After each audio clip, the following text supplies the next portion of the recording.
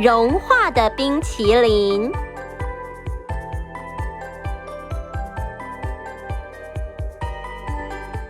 企鹅碧碧最喜欢夏天的游泳课，因为只要上课的表现良好，海豹教练就会带他去吃冰淇淋。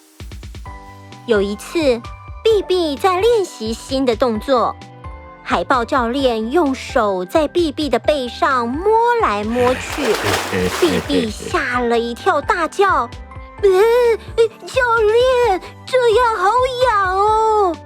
乖乖听话，下课的时候就有冰淇淋吃哦。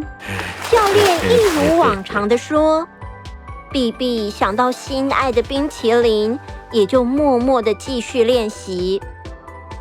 隔天，教练要碧碧超越自己的记录，整节课不断地游来游去，游到下课的时候，碧碧都累得四肢无力了。海豹教练说：今天看你这么累，我等等带你一起去冲澡，走吧。碧碧想说自己跟海豹教练都是男生，应该没关系吧，就这样跟他去了淋浴间。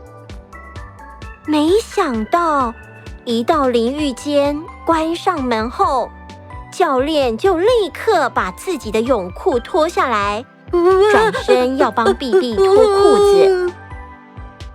碧碧突然觉得好害怕，一边发抖一边说：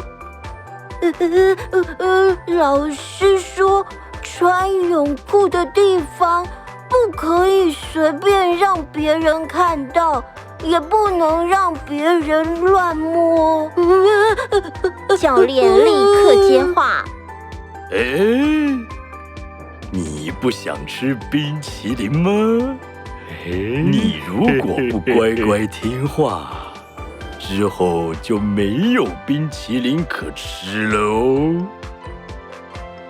碧碧想到，其实家人不喜欢她吃冰淇淋，所以她只有上完游泳课才吃得到冰淇淋。故事暂停，请小朋友和家长一起想一想，碧碧接下来该怎么做 ？A. 不喜欢教练这样大声呼救 ；B. 乖乖照着教练的话去做